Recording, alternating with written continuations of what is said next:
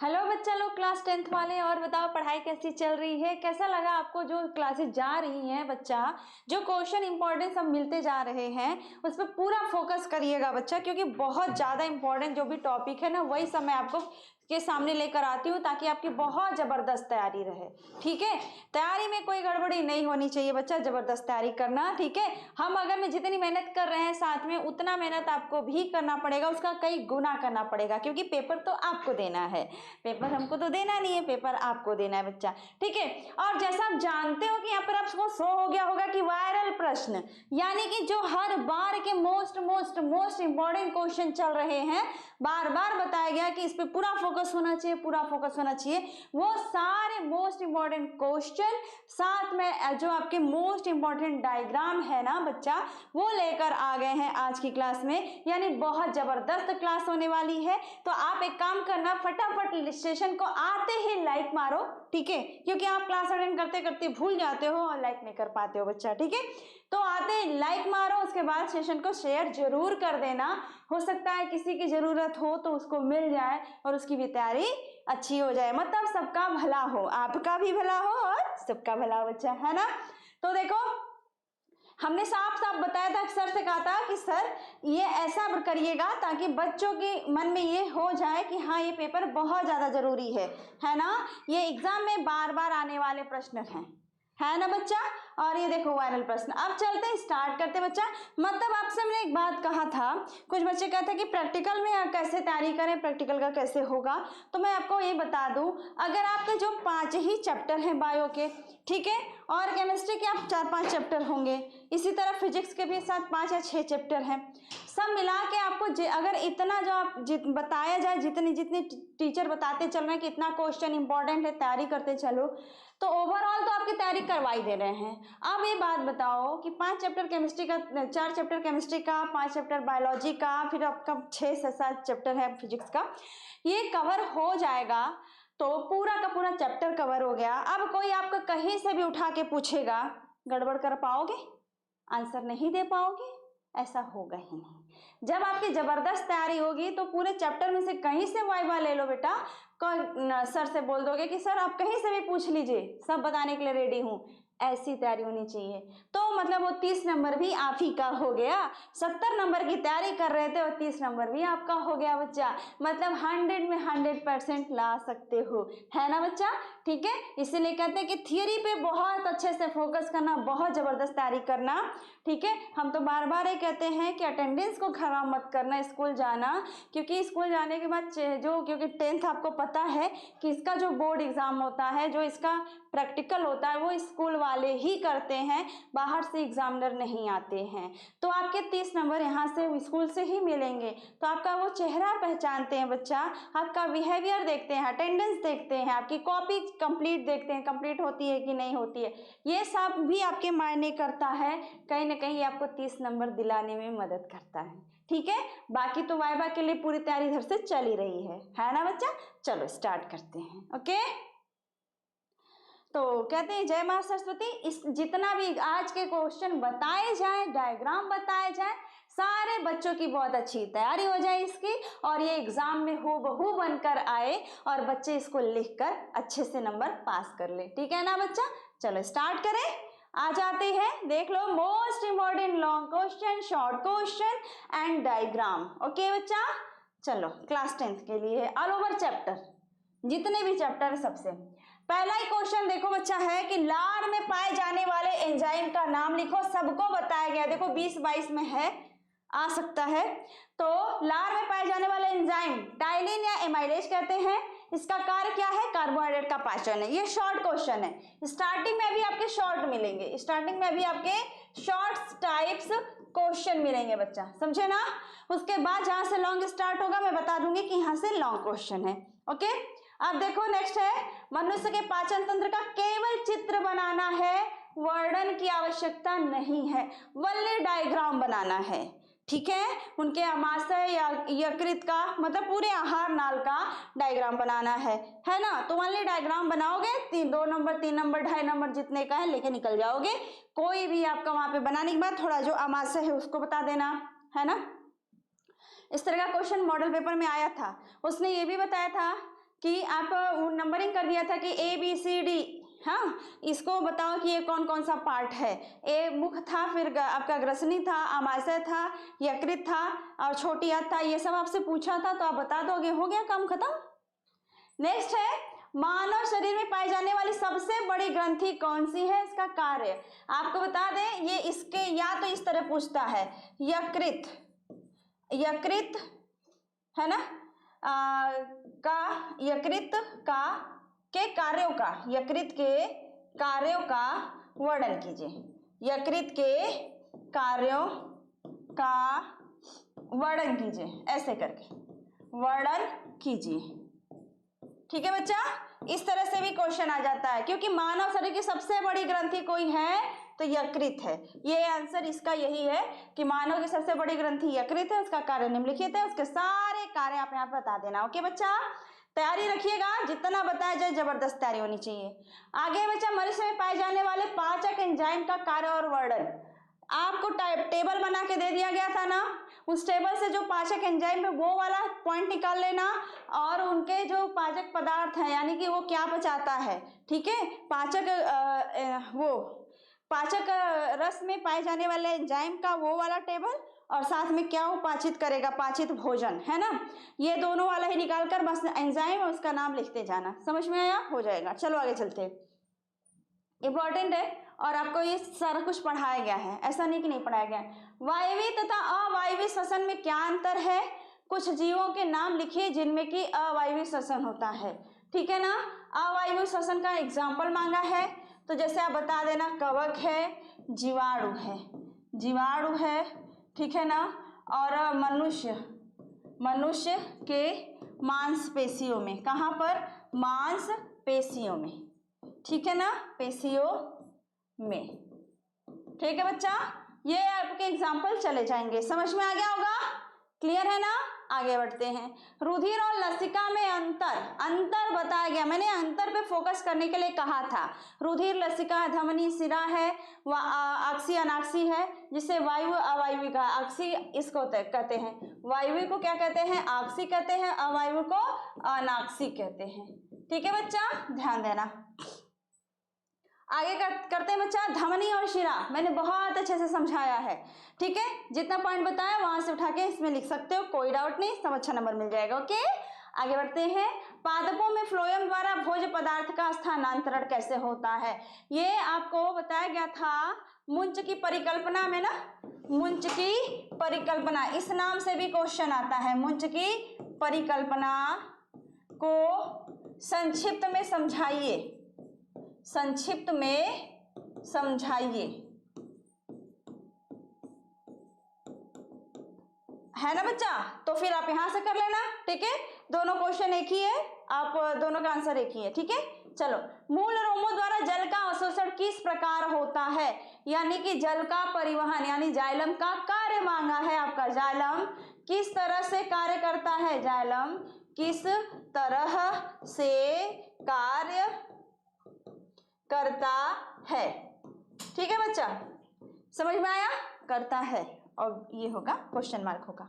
ठीक है, आप क्वेश्चन देखते चल रहे हो, ये सारे क्वेश्चन बहुत इंपॉर्टेंट है, एग्जाम में बनना ही बनना है, चाहे जो कर लो। ठीक है, तो ध्यान देना। नेक्स्ट क्वेश्चन है बच्चा, किडनी से रिलेटेड आ गया, वृक्काणु या नेफ्रॉन की संरचना कार्यविधि को मांगा है।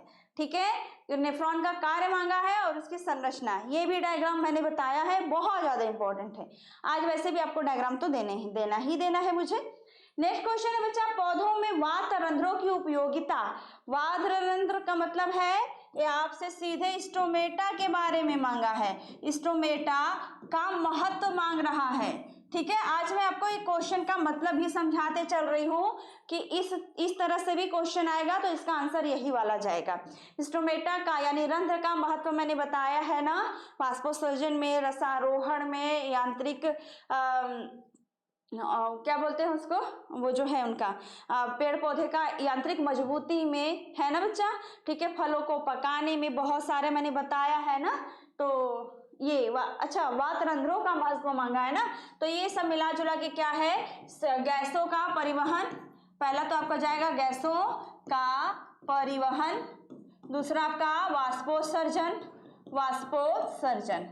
ठीक है, कैसे काम करता है वो सारा कुछ आप बता देना यहाँ पर। ओके, अब बात करेंगे बच्चा कि एक तंत्रिका कोशिका। मैंने लास्ट टाइम जब आपका एप्स पे क्लास लिया है बच्चा, तो उस समय बताया था कि तंत्रिका कोशिका को भी उसका डायग्राम मांगता है और उसके कार्यों का वर्णन मांगता है। मैंने बताया था, मैंने बच्चों ने कहा था बहुत बढ़िया से समझाया मैम, बहुत अच्छे से समझ में आ गया है, तो उसकी तैयारी भी हो जानी चाहिए। अब आप यहाँ तक देखो, ये चैप्टर नंबर 1 तक था। अब यहाँ से चैप्टर नंबर 2 शुरू हो गया है।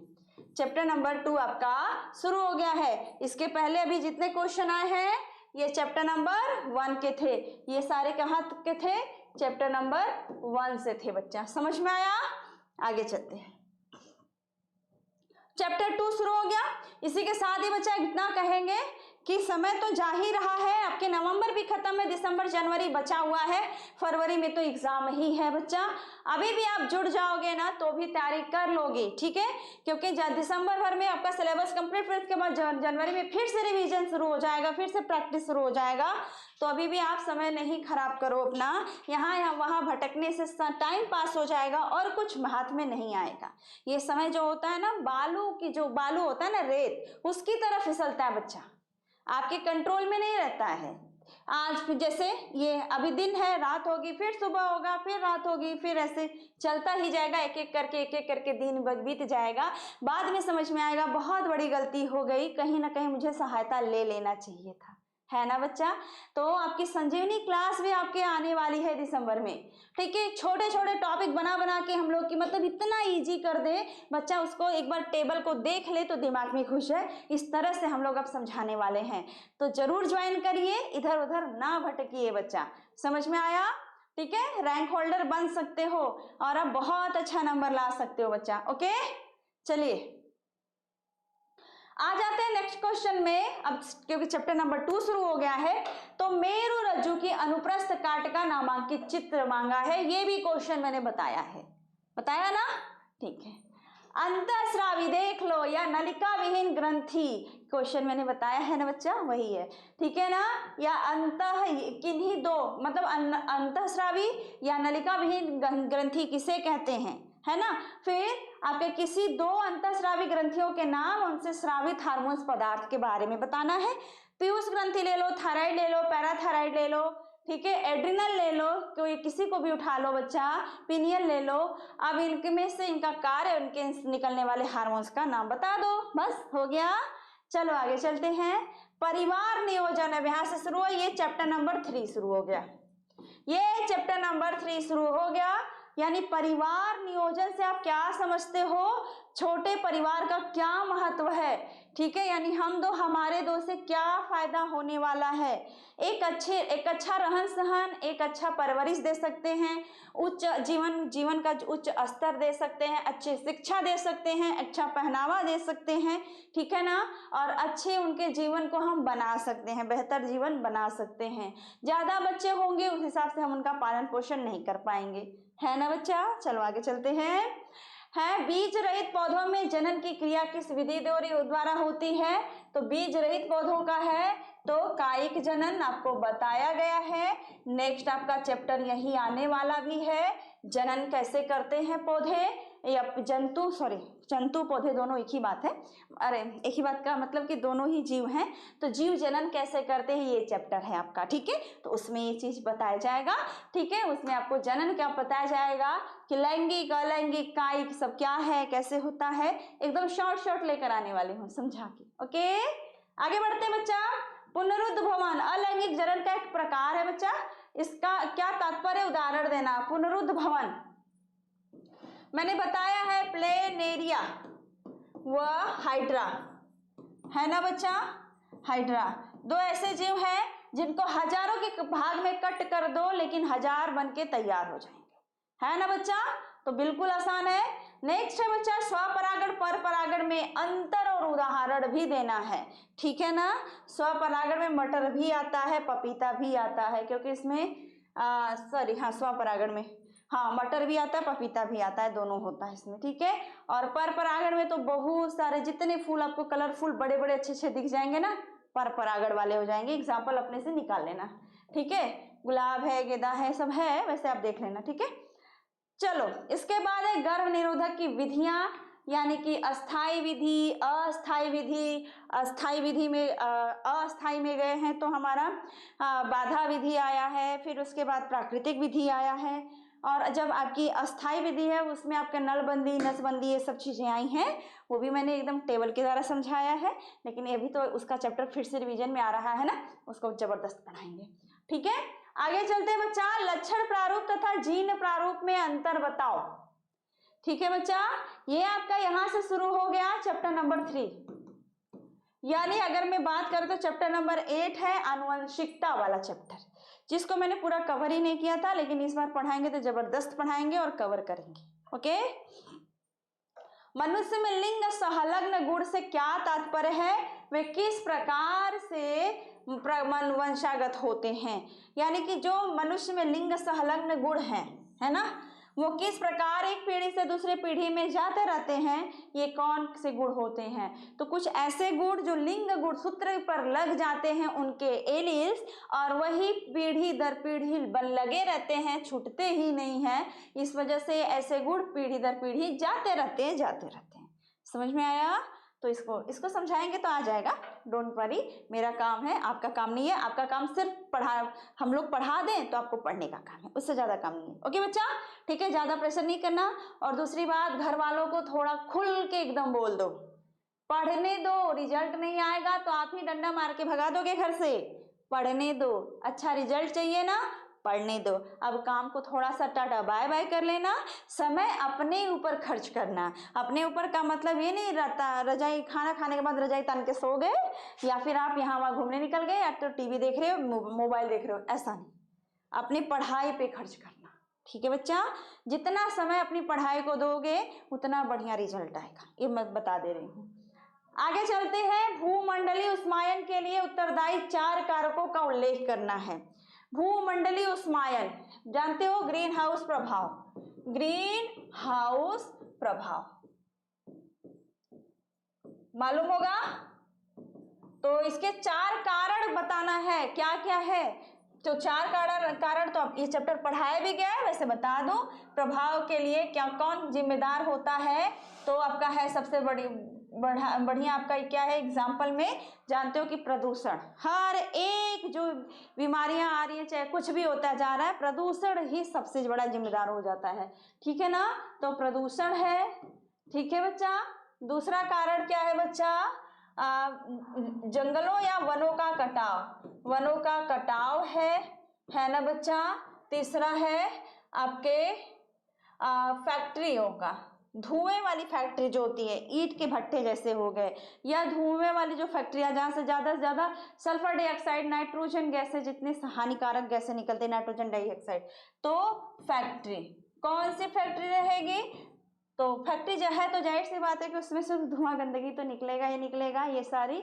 और गैसेज में है बच्चा, गैसें अगर में देना हो तो गैसेज देना हो तो वो आपके carbon monoxide, carbon dioxide, NO2 है, SO2 है, ये सब जो है। उसके बाद CFC है, ठीक है ना। और इसके लिए जिम्मेदार और भी चीजें हैं, AC है जो कि हम सबसे ज्यादा यूज करते हैं, है ना बच्चा। उसी के साथ ही बच्चा आपका फ्रीज है, घर में जो यूज किया जाता है वो फ्रीज भी है ना। गर्मी इतनी ज्यादा बढ़ रही है, कारण तो हम ही लोग है ना, जंगलों का कटाव करते हैं, तो गर्मी तो बढ़ेगी, गर्मी बढ़ेगी तो फिर AC चालू कर देते हैं और गर्मी बढ़ जाती है ना बच्चा, यही कारण है और कुछ नहीं। और एक कारण और है, सबसे बड़ा कारण, ओजोन परत में छिद्र, ठीक है ना, छिद्र। ठीक, इतने सारे कारण निकल कर आ गए बच्चा आपके, ये है अधिक AC का उपयोग, अधिक फ्रिज का उपयोग, ओजोन परत में छिद्र है, अन्य आपकी गैसें हैं, जो गैसों मैंने बता दिया, प्रदूषण है, वनों का कटाव है, फैक्ट्रियां हैं, ये सब कारण मिलके आपके ग्रीन हाउस प्रभाव के कारण बनते हैं। समझ में आया। नेक्स्ट है बच्चा, अपशिष्ट उत्पाद क्या है और इसके निम्नीकरण की विधियों का उल्लेख करना है। अपशिष्ट उत्पाद मतलब हमारे घरों से निकलने वाले ठोस हो या तरल हो, कूड़े कचरे, वही आपके अपशिष्ट पदार्थ हैं। समझ में आया। और इनके निम्नीकरण के 2 होता है, आप पहले तो बांटते हैं विधियों में कि जैव का जैव निम्नीकरण और अजैव निम्नीकरण। कुछ ऐसे पदार्थ होते हैं जो सूक्ष्म जीवों के द्वारा नष्ट नहीं होते, यानी उसमें वो सड़ते ही नहीं है। तो पॉलीथीन है, प्लास्टिक है, कांच के सामान है, लोहे हैं, ये सब खराब जल्दी नहीं होते। लोहे में हाँ अगर मूर्छा लग गया या आपके नमी से वो रिएक्शन कर गया तो खत्म हो ही जाएगा, ठीक है। तो ज्यादातर आपके कांच है, प्लास्टिक है, पॉलीथीन है, ये नष्ट नहीं होते, तो ये आपके अजैव निम्नीकरण में आ जाते हैं। अजैव निम्नीकरण में आपके घर से निकले हुए रसोई घर से आपकी जो सब्जियां हैं, फल हैं, सड़े गले पदार्थ हैं, ये सब निकल रहे हैं, तो वो चीजें तो वहां से आएगा ये। नेक्स्ट है बच्चा आपका, अब यहां से शुरू होता है लॉन्ग क्वेश्चन, ठीक है ना। आपको यहाँ बता दे एक चीज और, मनुष्य में लिंग अलग नहीं है, तो आपका 3 चैप्टर गया था ना, चौथा चैप्टर आपका यही चला गया, ठीक है। हाँ चलो बच्चा, ठीक, 1 मिनट आते हैं, रुको बताते हैं, इधर मिक्स हो गया है चैप्टर कुछ, ठीक है, देखना। हाँ, धमनी व शिरा, रुधिर लसिका और जाइलम फ्लोएम हो गया था, रिकार्ड हो गया था, वातरंध्र हो गया था। चैप्टर नंबर 2 ये आपका ये आ गया था, सही है। चैप्टर नंबर 3 इधर आया था, है ना, चैप्टर नंबर 3 इधर आया था, देखो। हाँ, चैप्टर नंबर 3 मेरु रज्जु, ये भी चैप्टर 2 ही है। अंतःस्रावी ग्रंथि चैप्टर नंबर 2 ही है। चैप्टर नंबर 3 से बस ये परिवार नियोजन का आया था और बीज रहित था, ये था, यहाँ चैप्टर नंबर 3 तक चला था, ठीक है। अब चैप्टर नंबर, यहाँ से लक्षण प्रारूप है ना, ये चैप्टर नंबर 4 हो गया था बच्चा, समझ में आया, ठीक है। देखो चैप्टर नंबर 3 से बहुत क्वेश्चन पूछा है, शॉर्ट टाइप में बहुत क्वेश्चन आया है, क्योंकि उसमें जो छोटे छोटे लैंगिक अलैंगिक और कायिक वाले जो पार्ट है ना, वो अक्सर उठा के लघुत्तरी में आपसे पूछा ही जाता है, तो उसको तैयारी करना। अब चैप्टर नंबर 4 से यहाँ पे 2 ही क्वेश्चन बन रहे थे, बहुत सही, और ये चैप्टर नंबर 5 के 2 क्वेश्चन बने थे, ठीक है, चैप्टर नंबर 5 के 2 क्वेश्चन बने थे, समझ में आया। अब लॉन्ग क्वेश्चन, लॉन्ग टाइप्स के जो क्वेश्चन बनेंगे बच्चा, ये इनकी बात करते हैं, तो ये आपके ये इस तरह के क्वेश्चन बनेंगे, यानी क्वेश्चन नंबर 24 से जो स्टार्ट होगा क्वेश्चन नंबर, ये आपके लॉन्ग क्वेश्चन बनेंगे। ये चैप्टर नंबर 1 से फिर से स्टार्ट हुआ, जो कि सिर्फ लॉन्ग क्वेश्चन को दिखाएंगे। पोषण बताया है मैंने, ठीक है क्या, आवश्यकता क्या है, मतलब पोषण वही है जो पदार्थ को हम ग्रहण करते हैं जिससे कि हमको ऊर्जा मिलती है और अपने दैनिक जीवन में जो कार्य करना होता है करते हैं। जैव प्रक्रिया जो भी होती है, जैविक प्रक्रिया वो संपन्न होती है, ये पोषण के माध्यम से ही होता है। आवश्यकता क्या है, शरीर की वृद्धि करवाता है, हमारे मांसपेशियों को मजबूत करता है, हमको ऊर्जा प्रदान करता है, ठीक है, और रोगों से लड़ने की क्षमता प्रदान करता है, हमारे शरीर में नई नई कोशिकाओं का, जीव द्रव्यों का, कोशिका कला का निर्माण भी करता है। तो ये सारा चीज था, बताया था, ठीक है। पोषण के मुख्य प्रकार भी मैंने बताया था, मुख्य प्रकारों का, तो स्वपोषी पोषण और परपोषी बिल्कुल बताया गया है, नो डाउट। नेक्स्ट है प्रकाश संश्लेषण, मोस्ट इंपोर्टेंट क्वेश्चन बनते हैं। प्रकाश संश्लेषण आना ही आना होता है, हो सकता है आपके जिले में ना आए इस बार, तो आपके पड़ोसी के जिले में आएगा, पर ये आता ही आता है क्वेश्चन, ठीक है बच्चा। आगे है बच्चा कि मनुष्य के हृदय के आंतरिक रचना के बारे में बताना है, ठीक है, उनका कार्य का, सिस्टोलिक डायस्टोलिक जो प्रक्रिया होती है सब बताना है, यानी प्रकुंचन शीतलन जो होता है हृदय का, वो चीज बताना है। रुधिर परिवहन को समझाना है, खुला बंद। मैंने जिस तरह से इस क्वेश्चन का आंसर दिया है बिल्कुल वैसे ही एग्जाम में लिखना, क्योंकि मैंने इसको लिख लिख के समझा के बताया है आपके एप्स वाली क्लासेस में, ठीक है, बिल्कुल वही यूज करना बच्चा, मतलब अपनी भाषा में लिख लेना, लेकिन उस तरह से आंसर लिखोगे जिस तरह बताया गया है ना, उस तरह से करोगे तो बहुत अच्छा रहेगा, ठीक है। अपनी भाषा में लिख सकते हो, मतलब वही निकलना चाहिए जैसे मैं समझाई। फिर उत्सर्जन से क्या समझते हो, मनुष्य के उत्सर्जी अंग कौन कौन से हैं, मनुष्य के किडनी की रचना, कार्यविधि, ये सब समझाना, मतलब ओवरऑल मिला के किडनी का पूरा अच्छे से बताना है, वर्णन करना है, ठीक है। फिर पौधों में वाष्पोत्सर्जन कितने प्रकार से होता है, रंध्रीय वाष्पोत्सर्जन की क्रियाविधि समझाना है, ये भी मैंने बताया है बच्चा। यहाँ तक तो आपके लॉन्ग क्वेश्चन जो गए हैं वो आपके कौन से हैं, चैप्टर नंबर 1 के। अब चैप्टर नंबर 2 स्टार्ट हो जाता है, जो कि लॉन्ग क्वेश्चन अब ये बनेगा, यहाँ के लॉन्ग टाइप क्वेश्चन यहाँ से बनेंगे। प्रतिवर्ती क्रिया, कितना मस्त क्वेश्चन है ना, और प्रतिवर्ती आपके चाप को नामांकित चित्र के द्वारा समझाना है, बताया गया क्वेश्चन है, कर लेना बता दे रहे हैं। ऑक्सिन जिब्रेलिन, बिल्कुल अच्छा क्वेश्चन है, अभी जस्ट मैंने बताया था लास्ट टाइम जब आपका क्लास गया था। तो पुष्पीय, देखो अब यहाँ तक 2 ही क्वेश्चन था, अब यहाँ से चैप्टर नंबर 3 स्टार्ट हो गया, जनन वाला। पुष्पी पादप में लैंगिक जनन किन अंगों के द्वारा होता है? स्त्री केसर पुंकेसर के द्वारा होता है, मालूम होगा। एक लिंगी तथा उभयलिंगी पुष्प क्या है, इसको भी बताना है। बताना बच्चा, जरूर बताना, क्योंकि मैं आपको आपके क्लास में मैं ऐसे ही चल रही हूँ, जैसे आपका चैप्टर कंप्लीट होता है वैसे ही आपके क्वेश्चन आंसर शुरू हो जाते हैं, या तो उसके पहले भी शुरू हो जाते हैं, कोई दिक्कत तो होती नहीं। चलो, पुष्पी पौधों में परागण के उपरांत निषेचन तथा बीज बनने तक जनन की प्रक्रियाओं को समझाइए। ठीक है ना, यानी जो पेड़ पौधों में को जब उनमें निषेचन की क्रिया हो गई है, जनन की क्रिया हो गई है, तो उसमें जो बन रहा है बच्चा, उनका क्या क्या परिवर्तन आ रहा है पुष्प में, उनके पूरे पुष्प में कैसा परिवर्तन है, बीजांड में कैसा परिवर्तन है, भ्रूण कोश में कैसा परिवर्तन है, सब समझाना है। बहुत अच्छे समझाने वाली हूँ, टेंशन ना लो। निषेचन किसे कहते हैं, आ गया नेक्स्ट। ठीक है, द्विनिषेचन एवं द्विनिषेचन के बाद पुष्प में होने वाला परिवर्तन। लगभग ये क्वेश्चन भी जो अभी लास्ट वाला क्वेश्चन था ना, उसी में गया था। ठीक है, ये लास्ट वाला क्वेश्चन, क्योंकि पुष्पीय पादप में निषेचन, जब आप निषेचन बताओगे तो यहीं पे आप द्विनिषेचन भी बता लोगे, और पुष्प में होने वाला जो बीज बनने तक जनन की प्रक्रियाओं को समझाना है। ठीक है, ये बीज बनने तक की प्रक्रिया को समझाना है यहाँ पे। अच्छा, ये अलग क्वेश्चन है, कोई बात नहीं। प्रजनन क्या है?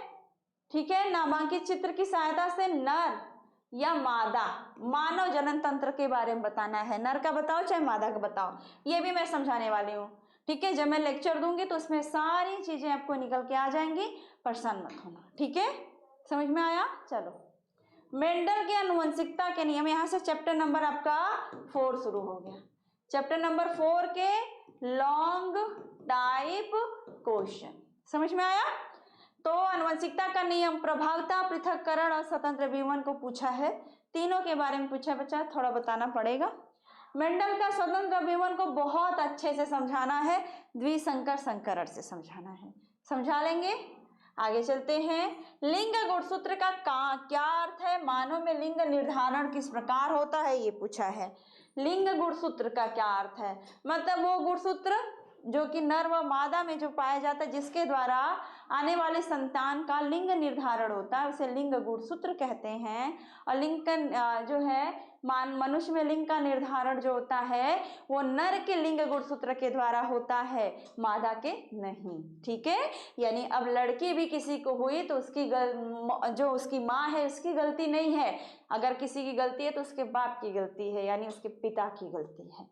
ठीक है, अब आपके सामने कोई इस तरह बोले कि इनको बस लड़की हो रही है, आदमी की दूसरी शादी करा दो, तो सीधे बोल देना बेटा बहुत बड़े कंफ्यूजन में हो, ये लड़कियां जो होती हैं ये बाप की वजह से होती हैं, तो इसकी तो छोड़ो, इसके माँ की दूसरी शादी करा दो, हो सकता है उसको लड़का हो जाए, आप ही की गलती है। ठीक है, सीधा मुंह पे जवाब देना, कोई गलत में नहीं है। ठीक है बच्चा, वैज्ञानिक तौर पे ये प्रूफ भी है, समझे ना।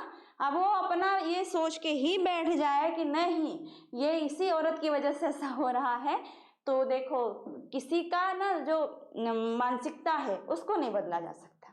आप जानते हो ना, एक बार आपने कहावत सुना भी होगा कि नजर का इलाज होता है, नजरिए का नहीं। ठीक है ना, तो किसी की सोच को नहीं बदल सकते जब तक वो खुद नहीं बदलना चाहेगा। समझ में आया बच्चा? आगे चलते हैं, लास्ट चैप्टर आ गया, चैप्टर नंबर 5, और ये है आपका यहाँ से लॉन्ग टाइप के क्वेश्चन, देख लो जरा इनका। खाद्य श्रृंखला खाद्य जाल में अंतर, ये है क्या और इनमें अंतर बताओ और उदाहरण के साथ बताओ। ठीक है, तो समझ में आया? ये ओवरऑल आपके फुल नंबर देने वाले क्वेश्चन बनेंगे बच्चा। अगर आपने आज के जितने क्वेश्चन 39 क्वेश्चन आई थिंक ये पूरे कवर कर लिए, एक क्वेश्चन और श्वसन से नहीं था क्या? श्वसन का मतलब दो एक ही बार क्वेश्चन में श्वसन 2022 में पूछा गया था, ठीक है। उसके बाद वो कभी पूछा नहीं गया, तो दो ये क्वेश्चन बन भी सकता है। तो श्वसन का आप जरूर कर लीजिएगा, मनुष्य के श्वसन तंत्र को समझाइए, ठीक है। क्वेश्चन नंबर 40 कवर भी कर लो, और ये चैप्टर नंबर आपके 1 से ही रहेगा, और ये लॉन्ग क्वेश्चन ही बता दे रहे हैं, लॉन्ग क्वेश्चन कि मनुष्य के श्वसन तंत्र का वर्णन कीजिए। तो इस तरह से आपका ओवरऑल ये पूरा का पूरा क्लियर हुआ। समझ में आया? क्लियर हुआ ना? बस, ठीक है। यानी 40 क्वेश्चन बड़ा अच्छा नंबर दिला सकता है बच्चा, आपकी जबरदस्त वाली तैयारी करवा सकता है। तो कर लोगे? बिल्कुल कर लेना, इतनी अच्छे से तैयारी हो जानी चाहिए। अब हम बात करेंगे बच्चा आपके जो मोस्ट इंपॉर्टेंट इस चैप्टर के पूरे 5 के डायग्राम बनते हैं, ठीक है। जैसे आप देख रहे होंगे, मूल रोम से जड़ के अंदर तक जो जल जा रहा है उसका ये प्रदर्शन किया गया है। यानी सब मिला जुला के पादपों में जल का परिवहन, क्या? पादपों में जल का परिवहन बताया है बच्चा, है ना। जबरदस्त तैयारी होनी चाहिए। डायग्राम बताने जा रही हूँ, ये बता दिया, इंपॉर्टेंट डायग्राम है। अभी उधर आया था कि मनुष्य के पाचन तंत्र का नामांकित चित्र बनाओ, वर्णन की आवश्यकता नहीं है। अगर ये डायग्राम इस तरह से आपकी तैयारी हो गई, यानी वांटेड में है ये, अगर ये तैयारी हो गई तो आप डायग्राम बस मांगा तो डायग्राम बनाना और नंबर मिल जाएगा, निकल लेना, और आपको वहां पर कुछ लिखने की ज्यादा आवश्यकता नहीं होगी। नामांकित चित्र का मतलब जो आपने डायग्राम बनाया तो उसके पार्ट को बता दो कि ये क्या क्या है ना बच्चा। हो जाएगा तैयार? आगे चलते हैं।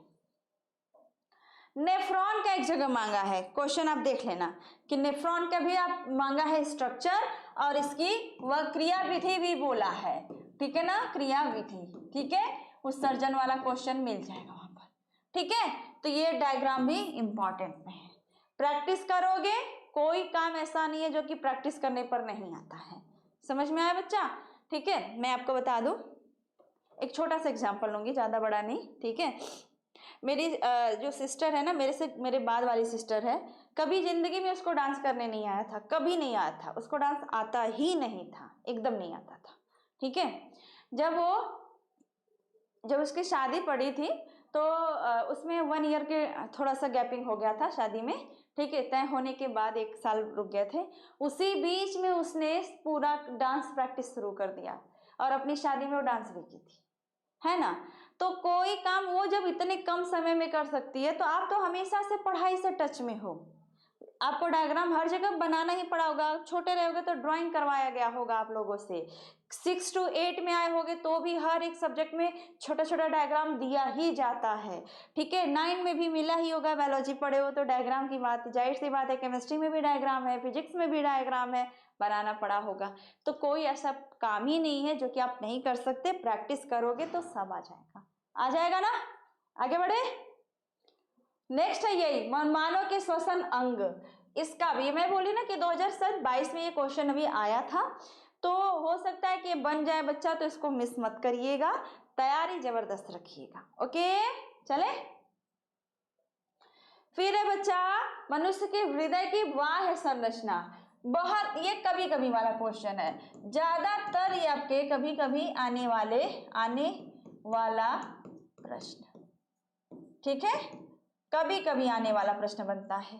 ज्यादातर आंतरिक मांगता है, ज्यादातर ये बनता है, ये है आपके वांटेड का मतलब ही होता है बहुत ज्यादा डिमांडिंग क्वेश्चन, ठीक है, यानी डायग्राम, ओके बच्चा। चलो नेक्स्ट है मनुष्य में दोहरा परिवहन, अभी चैप्टर 1 ही चल रहा, नहीं हाँ 1 ही चल रहा है, ठीक है। दोहरा परिसंचरण, ठीक है ना, दोहरा परिसंचरण या दोहरा परिवहन वांटेड में, ठीक है, वांटेड, तैयारी हो जानी चाहिए। नेक्स्ट है ये पर्णरंध्र की संरचना, यानी कि जो रंध्र स्टोमेटा काम कैसे करता है उसका स्ट्रक्चर है ये खुले वाले का है और ये बंद वाले का, तो तैयारी हो जानी चाहिए बच्चा। समझ में आया? इंपॉर्टेंट में रख लेना। किस में रख लेना? इंपॉर्टेंट में रख लेना। नेक्स्ट है बच्चा आपका कि एक तंत्रिका कोशिका के न्यूरॉन की संरचना। अभी मैंने इसको बताया है कि ये आया था, और लास्ट टाइम इसका मैं क्वेश्चन भी सॉल्व करवाई थी कि ये क्वेश्चन आया था। यानी ये तो हमेशा के आने वाले प्रश्न हैं। चाहे अगर क्वेश्चन आता है इसका तो सिर्फ बोलता है कि नामांकित चित्र बनाइए, वर्णन की आवश्यकता नहीं है। कभी कभी इस तरह आता है कि तंत्रिका कोशिका को सचित्र वर्णन कीजिए, उसका कार्य बताइए। तो क्वेश्चन इस तरह से घुमा फिरा के आपसे पूछता है, चाहे जो कर लो। फिर है ये देखो बच्चा, मेरु रज्जु का अनुप्रस्थ काट।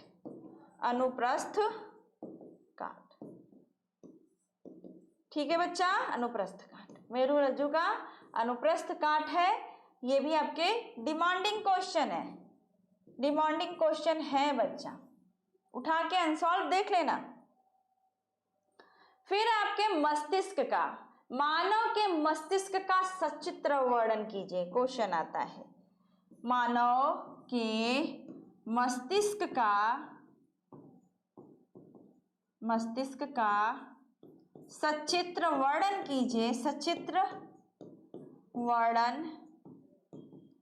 कीजिए,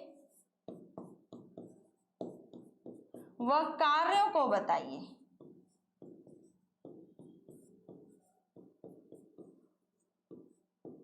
अच्छा, बहुत बार ऐसा क्योंकि मैं अक्सर देखती हूँ शॉर्ट और अच्छे से इजी वे में समझाने के लिए मैं करती क्या हूँ कि जो उनके वो होते हैं, कुछ ऐसे टॉपिक होते हैं, मैं चार्ट बना लेती हूँ, है ना। तो बच्चों ने पूछा था, 12th वाले में भी पढ़ाती हूँ, तो 12th वाले भी पूछे थे और 10th वाले, दोनों बच्चों ने ये कहा है, क्या हम लोग इस तरह से बना सकते हैं एग्जाम में? बिल्कुल बना सकते हो, बहुत अच्छे से समझा सकते हो। अगर आप किसी बहुत अच्छे शिक्षाविद यानी कि बहुत अच्छे टीचर या किसी से बात करोगे कि कैसे तैयारी करें, तो आपको यही वो राय देगा। आप चार्ट बनाओ, फ्लो चार्ट बनाओ, डायग्राम बनाओ, इस तरह से तैयारी करो बच्चा, ठीक है। तो वो बहुत अच्छा नंबर दिलाता है, तो आप लिख सकते हो, नो डाउट। ओके, आगे बढ़ते हैं। अब आ गए हम लोग चैप्टर नंबर 3 में, ठीक है। मैंने उधर चैप्टर 2 बताया था क्या, देख लो। तंत्रिका कोशिका है ना, ये तो चैप्टर 2 ही है। चलो अच्छा, यहां से आपका स्टार्ट हुआ है चैप्टर 2 के डायग्राम,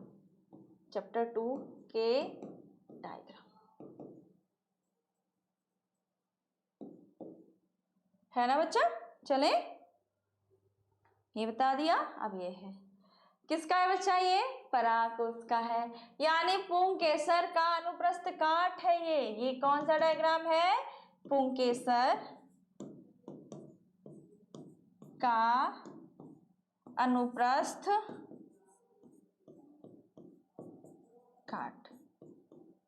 पुंकेसर नहीं, परागकोश ना, पुंकेसर के, रुको बना देती हूँ इसको, के परागकोश का, परागकोश का अनुप्रस्थ काट है। पुंकेसर का जो परागकोश है ना, क्योंकि ये पुंकेसर का ये परागकोश होता है, ये इसका पुतंतु होता है, और जहाँ जुड़ा होता है ये योजी हो जाता है। तो जो ये है वो यही वाला डायग्राम है, इसी को ऐसे कट करके यहाँ पर दिखा दिया है। समझ में आया? बस यही है, तो तैयारी हो जानी चाहिए, ठीक है। अब देखो ये स्त्री केसर का है, किसका भाग है बच्चा? स्त्री केसर का, ठीक है। तो उसमें वो बीजांड की संरचना है, ये स्त्री केसर का भाग है, जो कि ए वाला है वो स्त्री केसर का है ना। और जो है वो स्त्री केसर का बी वाला जो डायग्राम दिखा रहा है बच्चा ना, ये वाला, ये स्त्री केसर का अनुदैर्ध्य कट है। अनुदैर्ध्य का मतलब जानते हो, ये पेन है ना, इसको लंबे में काट दो, जब लंबाई में किसी को चीज को कट करके देखो तो अनुदैर्ध्य हो जाता है, का अनुदैर्ध्य काट। समझ में आया? और जो सी वाला है ना, ये बीजांड की संरचना है, बीजांड का अनुदैर्ध्य।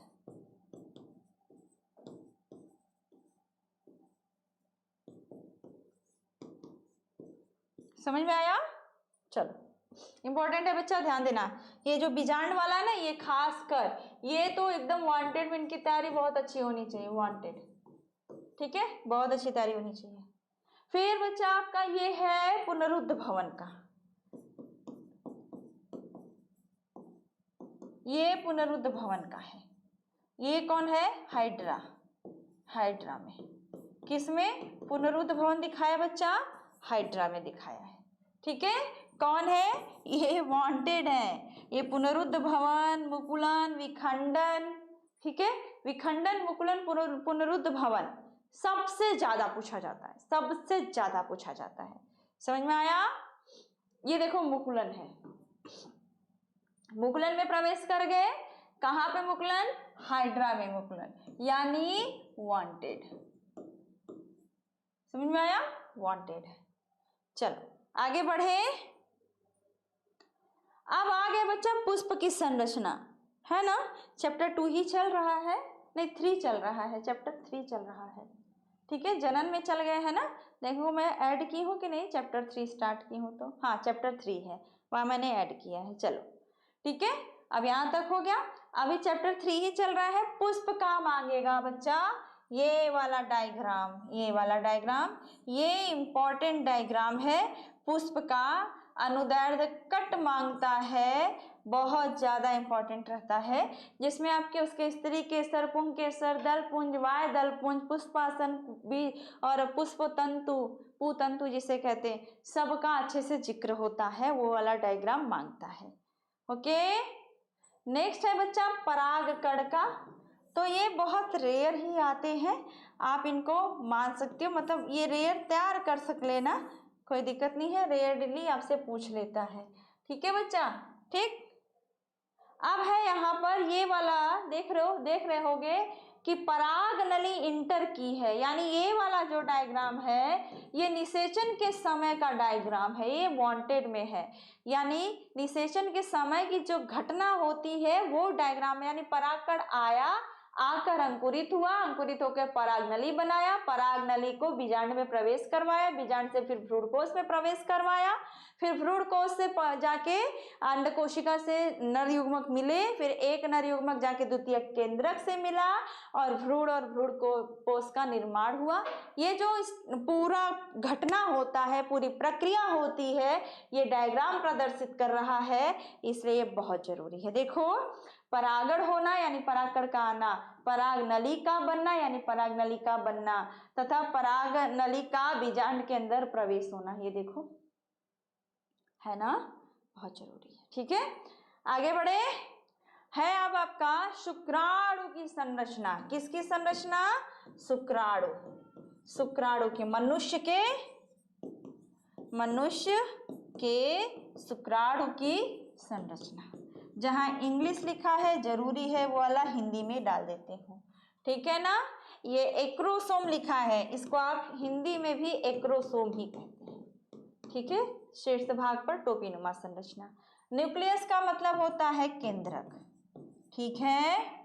माइटोकांडियन स्पाइरल शेप का मतलब होता है माइटोकांडिया ही है, ये सारा यहाँ जो इस तरह मौजूद है ना, ये कौन मौजूद है?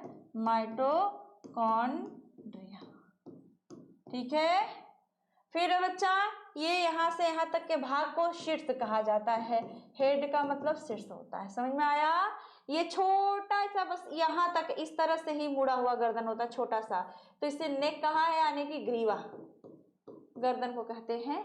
और यहाँ से यहाँ तक के भाग को मध्य भाग कहा जाता है, यानी मिडिल पीस, यानी मध्य भाग। समझ में आया? हिंदी मैंने लिख दिया। प्लाज्मा मेम्ब्रेन, यानी ये जो झिल्ली जा रही है ना, इसे कोशिका झिल्ली कहेंगे, कोशिका झिल्ली, ठीक है। और ये यहाँ से लंबी सी पूंछ आ गई है, इस लंबी पूंछ के ऊपर जो लेयर लगा उस लेयर को कोशिका झिल्ली कहे हैं, और टेल का मतलब पूंछ होता ही है, सबको पता है ना। सारे के सारे नेमिंग मैंने हिंदी में कर दिया, समझ में आया। आगे बढ़ते हैं। अब इसी में ये नर जनन तंत्र का, मानव के नर जनन तंत्र का लॉन्ग क्वेश्चन में बनने वाला क्वेश्चन, वांटेड में, वांटेड में लॉन्ग क्वेश्चन में बनने वाला मोस्ट इंपॉर्टेंट क्वेश्चन है, जो इस तरह से क्वेश्चन आता ही आता है। समझ में आया? ठीक है। अब बच्चा एक और ये क्वेश्चन है, डायग्राम है जो कि मादा का है। ठीक है ना बच्चा? मादा का आपके क्या है ये? मानव, मनुष्य के, मनुष्य या मानव लिखो, बात एक ही है, मनुष्य लिखो चाहे मानव लिखो। ठीक है, मनुष्य के मादा का जनन तंत्र। समझ में आया? मनुष्य के मादा का जनन तंत्र है ना? ठीक, ये है ना बच्चा? तो यहाँ पे तो सारा हिंदी लिखा ही है। ठीक है, गर्भाशय, अंडाशय, ग्रीवा, योनि और आपके अंडवाहिनी सब कुछ लिखा है, कोई दिक्कत नहीं। ठीक है, समझ में आया? तो बच्चा कहीं कोई क्वेश्चन आप ये देखो, यहाँ से ये दोनों क्वेश्चन एक ही में उठा के उधर पूछा है। ठीक है, अगर हम क्वेश्चन की बात करें, जितना भी मैंने डायग्राम बताया है वो सारे जो ऊपर के क्वेश्चन है उस क्वेश्चन में सब दिया है, उस क्वेश्चन में सबका सब पूछा गया टॉपिक है। ठीक है ना?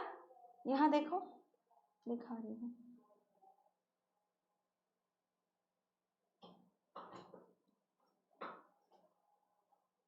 दिखा रही बच्चा, देखना।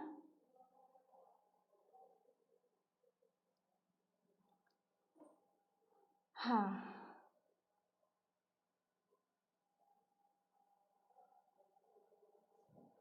आगे प्रतिवर्ती क्रिया तो हो ही गया। जनन की बात करें, हाँ, पुष्प पादप में देखो उभयलिंगी लिंगी का है। हाँ, यहाँ देखना निषेचन के तथा बीजे बनने तक की जो प्रक्रिया, तो निषेचन की प्रक्रिया जब भी बोलेगा तो जो मैंने डायग्राम बनाया है ना, वहाँ पे जो डायग्राम दिया है ना ये वाला, ठीक है, ये वाला, यहाँ पे परक कण का आना, नली बनाना और बीजांड में प्रवेश आना, ये वाला डायग्राम यहाँ बनेगा बच्चा। ये वाला डायग्राम यहाँ पे भी बनेगा और यहाँ पर भी बनेगा, समझे ना?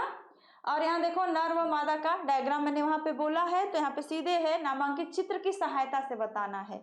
यानी लॉन्ग क्वेश्चन को विदाउट आप डायग्राम नहीं एक्सप्लेन कर सकते, वहां करना ही पड़ेगा, डायग्राम देना ही पड़ेगा बच्चा। ठीक है, तो आज के मोस्ट इंपॉर्टेंट क्वेश्चन यानी 40 क्वेश्चन की तैयारी, साथ में उसके डायग्राम की तैयारी हो जानी चाहिए। ये आपके क्वेश्चन और ये डायग्राम आपको बहुत अच्छा नंबर दिला सकते हैं। ठीक है बच्चा, ये मेरा कलेक्ट हुआ क्वेश्चन था और इसमें से आपके कितने क्वेश्चन मैं सॉल्व करवा ली हूँ, मैं देख लूँ थोड़ा सा। तो ऑक्सीजन जिब्रेलिन तक, यहाँ तक का मैंने क्वेश्चन कवर कर लिया है। ठीक है ना? ठीक, लॉन्ग क्वेश्चन उठाई थी। चलो मैं दिखा देती हूँ कि मैंने कितना क्वेश्चन कवर किया था। चलो एक बार चलते हैं पीछे की तरफ, कौन कौन से हो गए ना, मैं उसको दूसरे नंबर पेन से करूँगी, तब समझ में आएगा कि मैंने यहाँ पर कवर किया है। ठीक है, ये देखना, ये वाला कवर किया है मैंने, ये भी कवर हो गया है, ये भी कवर हो गया है, ये सब बता दिया है ना, यकृत का कार्य और सब बता दिया गया है। मनुष्य में पाए जाने वाला ये भी, वायवी वाला भी, रुधिर लसिका का अंतर पूरा लेक्चर में कवर हो चुका है, धमनी का, ठीक है, पादप में ये भोज्य पदार्थ का स्थानांतरण, जल और जल का अवशोषण जाइलम में, ये चीजें, ठीक है, वृक्काणु ये हो चुका है, और वात रंध्रों का काम हो चुका है, तंत्रिका कोशिका का काम हो चुका है। फिर बच्चा आगे बढ़ते हैं, ये सब मैं बताई हूँ, है ना? आगे मेरुरज्जु बताया गया क्वेश्चन है, अंतःस्रावी नलिका बिल्कुल बताया गया है, परिवार नियोजन यही आपका जब आएगा, आपका यहाँ से रुका हुआ है ना, इसको मैं हटा दूँ, ठीक है, ये जब आएगा आपका तीसरा चैप्टर जब स्टार्ट होगा तो उसके पहले ये क्वेश्चन भी करवाते भी चलेंगे, तो वहां से आपको ये मिलेगा। ठीक है, अभी ये बाकी है, यानी आपके इधर के 14 क्वेश्चन बहुत अच्छे से तैयार हैं। अभी आपके लॉन्ग क्वेश्चन में चलते हैं बच्चा, उधर कितना बाकी है, बीच में आपके 15 से लेकर अभी आपके कितने क्वेश्चन इधर रुकेंगे, 15 से लेके 21 है 23 तक, 15 से लेके 23 तक, ठीक है ना, यानी कि टोटल 8 क्वेश्चन बन रहे हैं, है ना, 5 3 8, टोटल 8-9 क्वेश्चन बन रहे हैं जो कि यहाँ बीच में रुके हुए हैं। बाकी पोषण भी आपको बताया गया है। ठीक, तब ये मुझसे अब कोई नहीं कहेगा कि चीजें आपको नहीं बताई गई हैं, ठीक है, चीजें आपको नहीं बताई गई हैं। 8 क्वेश्चन में मैं वहां रुकी हूं, ठीक है ना। वाष्पोत्सर्जन, ये उत्सर्जन, ये यहाँ तक प्रतिवर्ती क्रिया, क्योंकि सेकंड चैप्टर कंप्लीट है ना। साथ में आपके श्वसन अंगों से संबंधित वो भी हो चुका है, ऑक्सीजन तक हो चुका है, ठीक है ना बच्चा। अब यहां से देखो 32 से लेकर आपके 40 तक जाएंगे तो टोटल 9 क्वेश्चन इधर है, 8 क्वेश्चन उधर है, 8 9 17 क्वेश्चन मुझे आपको 40 क्वेश्चन में बताना है ना।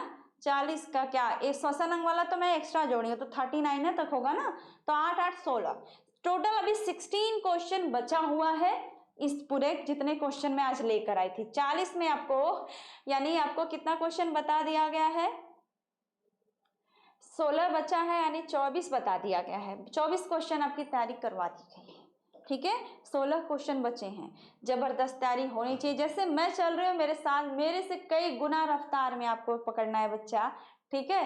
आप तैयारी करते रहो, जो पढ़ाया जा रहा है उसको बहुत अच्छे से रिवीजन मारते चलो बच्चा। तो कैसा लगा क्लास जरूर बताइएगा। आज के लिए सिर्फ इतना ही, और आपको जो भी डाउट होगा, कुछ भी होगा, चैट बॉक्स में मैसेज छोड़ दीजिएगा। मैं हमेशा वहां रिप्लाई नहीं करती हूँ, कुछ इश्यूज हो गए थे इस वजह से। जो भी उसका रिप्लाई देना होता है नेक्स्ट क्लास में देने वाली हूँ, उसी में आपको नेक्स्ट क्लास में इसका रिप्लाई मिल जाएगा बच्चा। ओके बच्चा, तो आज के लिए सिर्फ इतना ही। Have nice day everyone.